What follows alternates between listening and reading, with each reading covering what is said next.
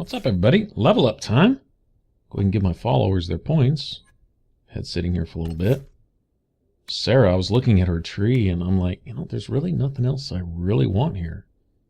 There's several different ways you can go with this, like kind of defense-minded, it seems, or offense-minded or whatever. Anyway, I mean, I'll probably eventually invest in these passives, but I'm not going to have her really deciding between using these elixirs or how to get her to use one or the other, and I don't really know exactly how that could or would work, or if it would even work. This seems more like a tree designed for your main character. I mean, that, you know, just at a glance, that's really how it strikes me. But she has plenty of other stuff in her basic skill trees that she can still use these passives. I think I'm going to get that full draw down there at the bottom. I think that's what it's called. The upgrade for that can stun an enemy for like up to 20 seconds, probably depending on the rank of the enemy, I'm guessing. And just about everything in Cass's tree is just awesome. Good with all that. And I can get both of these passives for Dorian, too. These, one of his passives, this one right here, is almost like an active ability. A spirit gets up for like 10 seconds or whatever and basically fights for him. What I'm kind of curious to see is if that spirit will cast something like his focus power or revive. You know, it's got like no mana cost or anything else. The spirit is directly from the Fade doing its thing. I'm kind of curious if the spirit will do everything he does. If it's essentially, you know, him, but he's knocked out, you know, for 10 seconds or whatever. And then about the time that that spirit wears off, if I have another mage in the party, that other mage could get him up or whatever.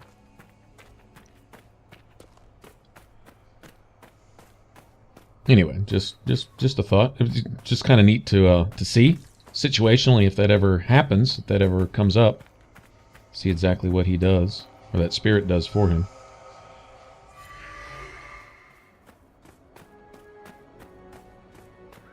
Alright, previous video we unlocked the shards, so we can collect those as we go. We've got this for Cassandra. Don't know that she necessarily needs to be in the party. Someone had mentioned in a comment in a previous video that you get the credit or the approval from them regardless, whether they're in the party or not. But I've also heard my character say things like, well, such and such would have liked to have been here for this. You know, when you find some item they're looking for, you know, like Varric, you know, if you destroy some red lyrium while Varric's not around, that type of thing. Varric would have liked to have been here for this, or Blackwall would have liked to have seen this, or, you know, something like that. So, I don't know that the numbers are different as far as the amount of approval you get or whatever, but I try to bring the relevant party members along for certain things. Blackwall to find his warden stuff, Cassandra to kill her renegade mages and Templars and stuff, or whatever.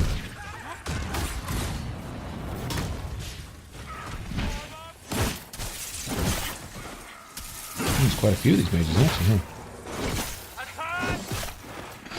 I have noticed, now with multiplayer, it seems to not be really the case with the rogues. Although the rogues have, like, for example, Twin Fangs, it can cover some distance. It's almost like a ranged ability. But at least it is done. Right on, Cassandra. We took care of business. It's, you know, it's got a short range, very short range, but you can kind of leap at your target a la Dragon Age 2. It's got a little more of that feel to it. With the Warrior, I noticed you can also lock onto your target from somewhat of a distance, and you do basically a lunge when you swing. Sometimes, not always. Sometimes you're kind of in place. I guess if you're not locked on when you start swinging, and you're just standing there looking real stupid. If you ever see me just standing there swinging my sword at thin air, while the enemy's like, I don't know, 5-10 feet away from me, I'm trying to lock onto that enemy and kind of lunge at them. I don't know that you get bonus damage when you actually hit them for doing that, but you can cover a little bit of ground with that. And so it's you know, it's not exactly Dragon Age 2. You never cover ground like you did in Dragon Age 2. You could zip all over the battlefield. If you could lock onto the enemy, you could hit them even if you were friggin' what, 30 feet away or whatever. But yeah, it has at least a little of that feel to it. That's kind of cool. Also, it's a way to get through things like you know, ice mines and fire mines on the ground and that type of stuff.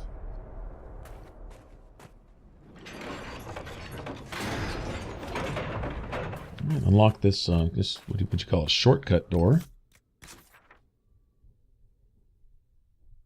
And there we go, and that's the camp we started in. So essentially we just did one big circle.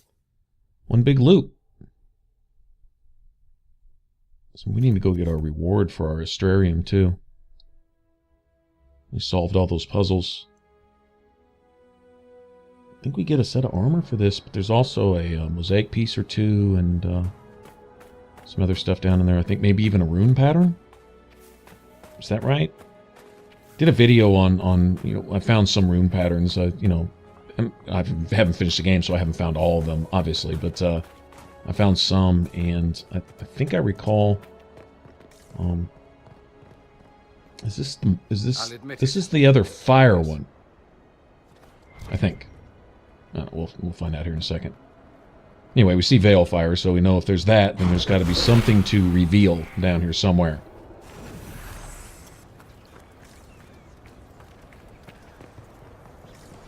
Alright, but that little door we entered to get down here into this little tomb, it would have been locked still if we hadn't solved all of the puzzles. It's you can see it too on the door. It'll show like three little lights that are lit up, showing that however many puzzles you solved. Obviously, when you solve them all, the door opens, type of thing.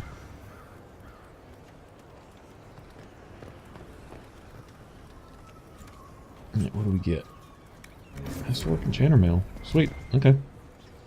That's it. Not to mention all this other random stuff. Trying to find this rune pattern. Whatever it is down here. Usually it gives off like kind of like a tinkling noise. Okay, here's one of those elven artifact things, and I wonder if we should have had Solus with us. Let's see if it says Solus approval down at the bottom left. There's the rune pattern. Okay, the influence, yeah, but it's set, and that doesn't mean I didn't get it, but I don't think so. Yeah, okay, Master Fire Rune. All right, it only says Master because I found the basic Fire Rune already in the Hinterlands. The only superb rune pattern I've found in my personal experience playing was in what is it? That French-sounding place, the Marquis du Lion, or Marquise. Anyway, however you say it, whatever. An area that's well, we're going to go to Crestwood next, and we'll probably go there after that. But at the end of these long trenches where you have to fight all these Red Templars and all this other nonsense, there's like this little hidden tunnel thing, and you follow it down, and there's a place to get Veil Fire, and I got the superb Frost Rune there. The Master Frost Rune pattern might have been there too. Or, well, I'm saying there might be two Frost Rune patterns in that map. You met him and his Venatori in the western approach. He admits to working for Corypheus, raising monsters and using magic for conquest. He also used his connections to smuggle magical artifacts out of the approach, without his master's consent. He's an evil, devious bastard, but he knows he's an evil, devious bastard. You stole from Corypheus. I don't know whether that's stupidly brave or bravely stupid. I was hired by a third party. I've no loyalty to him. Might you find that useful, your worship? I'm What sorry, a slug. are you attempting to bargain with us? Bargain? I plead. I throw myself on your mercy. I also have friends in Tevinter who owe me large debts. Leave what happened in the approach behind us, Inquisitor, and I can put them all at your disposal. So he's hired by Venatori. He wasn't Venatori. Hired gun, so to speak, to do his thing. We can use that. Leliana will assign agents to you. I expect them to inform me that you've been forthright. If you want redemption, you'll have to earn it. I can more than pay my keep, Inquisitor. Thank you. Okay, so he can't be trusted, and he's not even going to tell you he can be trusted, right? But he'll pay his debt, and we'll make sure of that. Alright, so we get that, and if you're wondering what my thinking was there, I'm thinking, well, first we can get an agent, and it's like, well, you're going to let him go. I'm not sure exactly what he's done or hasn't done, as far as not being a Venatori. By his dress, he kind of looked like maybe a Tevinter Magister, but not necessarily. I mean, Dorian's from Tevinter, he's a mage, but he's not a Magister. So I don't know, but if we can use him to rectify himself, at some point he's going to get himself killed anyway. But we might as well squeeze some good out of him in wartime. That's what I'm thinking.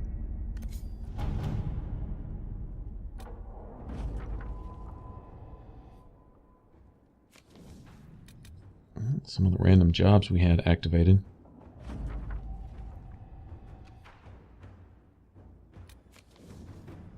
Some of these just open up new ones.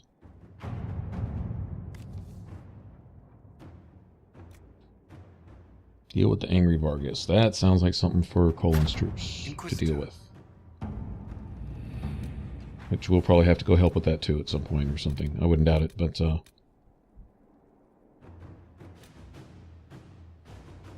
alright, shouldn't be anything else to build or any of that kind of nonsense.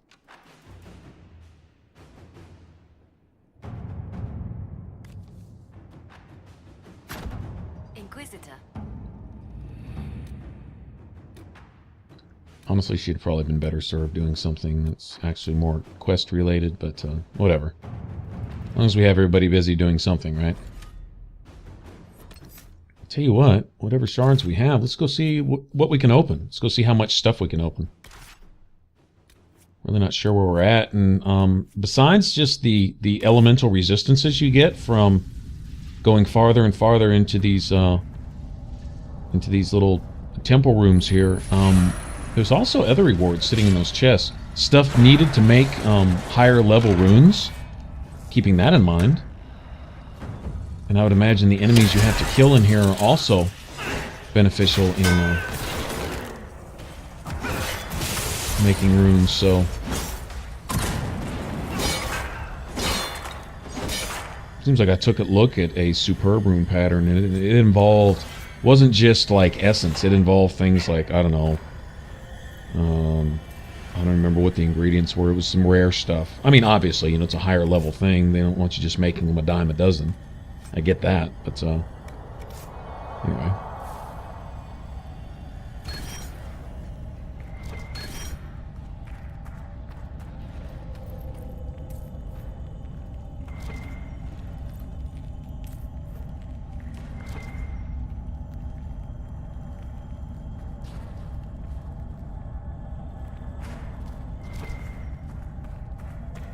That's it. Seems like we picked up more money bags and stuff, even in the first room. In the other section. Let's see what we get here.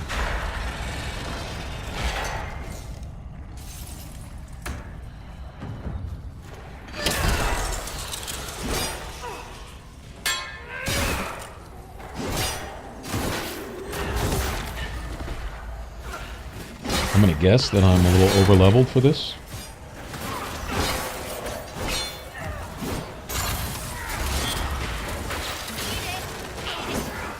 I don't know if there's really a suggested level, but I think I'm probably a little over.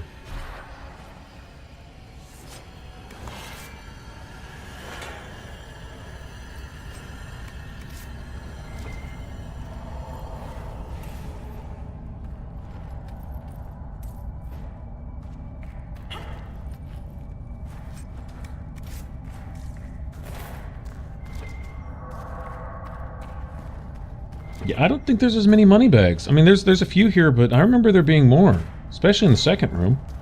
And I guess I could go back and actually physically look to, you know, count them, but not like gold's all that big a deal still. Intense frost essence, winter's grass spring. Now that I can use. Or, well, Solus can use. One of my mages can use. They all... That's a staple of their diet right there. That's, been using that since the beginning. It looks like I can get... Nice! I don't know how many I have, but obviously had enough for these. So, sweet. Wow, that's a lot of XP for opening that, too. What do we have? That looks like a Revenant back there. Okay. These guys are definitely no joke. Here, suck on that. Let's go ahead and whittle that down a little bit. Oh yeah, he's got some health. Yeah. These guys are not playing any silly games. But they have a predefined swing pattern. And as long as you're close to them, they're not going to pull that spirit grab move. Essentially, keeping a tank in their face and knowing when they're going to swing helps a lot. Of course, getting greedy and trying to get in there and get a few extra hits can get you destroyed also. I'm not sure what that cloudy look coming in from the edge of the screen is. Yeah, well, if those other enemies weren't leveled, I think this guy is. So we're going to have to kind of pound on him just a little bit. It's like he can swing 3 times and give the warrior enough time to swing about 3 times. Kind of a trade-off, although he hits a lot harder than we do. Look at him one-handing that 2-handed weapon. That's badass. As much as I hate these guys, I've always thought they were pretty cool. They're not as bad as they were in Origins, though. Well, at certain times in Origins, if you caught them at the right moment, at the right level, they could just destroy you.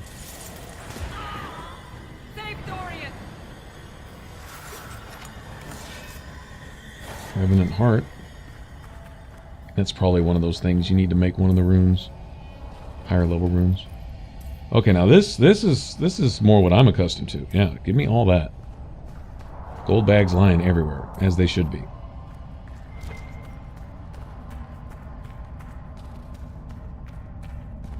Alright, so we can have 20% built-in fire resistance and 20% built-in frost resistance, too. As soon as we're done looting this last coffin, or whatever that is. Casket thingy.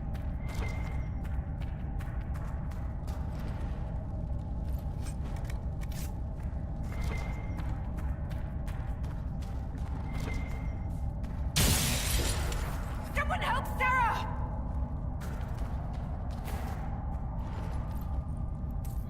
So with this patch that came out where you can't draw health with Rampage mode anymore, at least not with Rampage in and of itself, which is fine. It's a Berserker ability. I had made mention that if they want to stay true to it, if they want to go back to the old type of thinking, right, and not combine Reaver and Berserker abilities, I'm down with that. But give me a spent stamina or stamina available bonus. Amulet of Power, who's that for? That's for me. Well, okay, well, yeah, that's right on. Okay, well, it was worth coming here then. Indulge me, Sarah. What do you think of when I say demon? Arrows. Fine. Magister? Arrows. Not helpful, but given our history, I'll accept it. Thaumaturgy. What? Magical endeavors. Helpful wonders. Oh, arrows. I wonder if they like each other or could get to like each other. I mean, Dorian comes across as kind of pompous, but he's more down to earth. And I don't know. Be interesting. I think I'm going to keep that combination in the party more often than not when I can. Kind of curious what all their dialogue might be. But anyway, I am bound and determined to make this Rampage thing work with this build. Like I said, I don't have to really tweak it too much since they did the update. It's kind of a downside. Kind of nice thinking you can just go in there with both eyes closed, swinging your sword as hard and fast as you can, and just do your thing. You know, and pull back the same amount of health you're losing. You know, that was an idea, but it's not a necessity. But I'll definitely want to be able to use it more often. I think we'll be stacking focus belts on everybody and see how big of a difference that makes and how often we can use our super abilities overall. My followers use them pretty regularly. Of course, I think they use them pretty much as soon as they're available at Tier 1. And that's fine. That's fine. It's a great added boost to everybody. Often, you know, I'm cool with that. But see how more often we can do that if it stacks. I mean, I'm kind of wondering if it stacks between all the party members, because you're talking a well over 50%, maybe even closer to a 100% increase, double the frequency of your special being available. That seems pretty stout to me. So we'll see. And if you're putting out a lot more damage, it's going to be available that much sooner, because you supposedly get focus based on the damage you do. Yeah, so we'll see. We'll see how that all plays out. I might even do a test run. I'll put everybody's belt on, go fight a horde of enemies, see how much focus I get from it. You know, start with 0, see how much I get, and then put the belts on, see what I get, take them off, see what I get, and see if there's really a difference, a noticeable difference. If it's just a couple points one way or another, then I'll, go a different route. But it seems worth checking out anyway.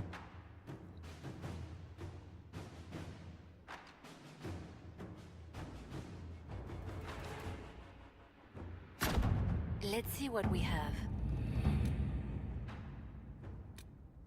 I remember I sent Liliana something for Sarah. It was one of the little war table missions.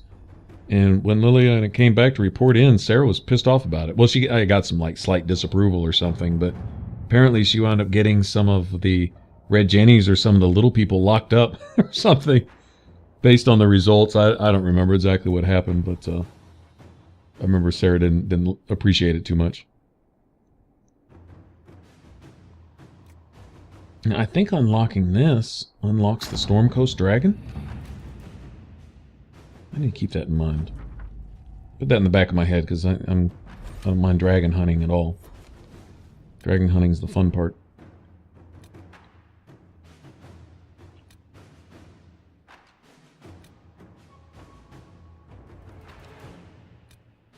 I would also like to go talk to this warden fellow and see. I have a feeling it's maybe something I should have done earlier or first type of thing, but that's fine. We'll go there.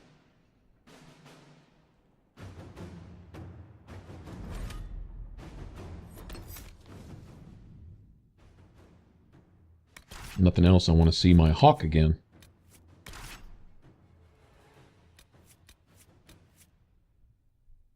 I'm actually getting kind of antsy to go start a Dragon Age 2, but I'm not fixing to put any more irons in this fire. Get done with Inquisition and Origins. Get good playthrough done on both those first. We've got trouble ahead. We always do when you're reporting in.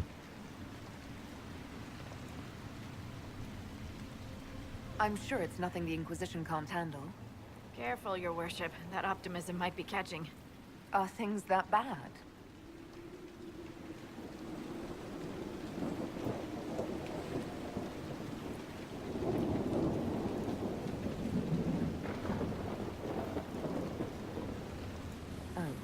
Crestwood was the site of a flood 10 years ago during the Blight. It's not the only rift in the area, but after it appeared, corpses started walking out of the lake. You'll have to fight through them to get to the cave where Sir Hawk's Grey Warden friend is hiding. Have any undead attacked the camp? We've had a few shamblers, but most head toward the village below. Maybe someone in Crestwood can tell you how to get to the rift in the lake. Maker knows they'll want help. Good luck, and please be safe.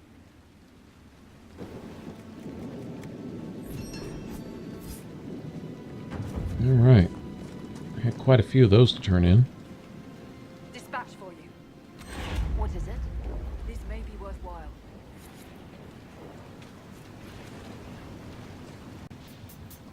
All right. And there we go. All right. And next stop, Crestwood. We'll start adventuring here and take some looks around. All right. Thanks for watching. If you want to subscribe, hit that button over my head. For all my videos, click the box on the left. And I will catch you guys in the next one. Thanks for tuning in. Y'all take care. Bye-bye.